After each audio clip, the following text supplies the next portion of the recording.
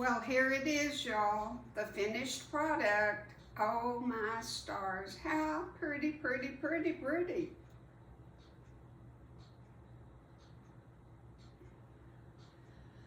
If you note, I changed the border, the last border, to be what these squares are. I had fabric left from that, so that's what I used. Love, love, love. If this is your first time watching, go back and check out video number 1 on Charm Pack Baby Quilt.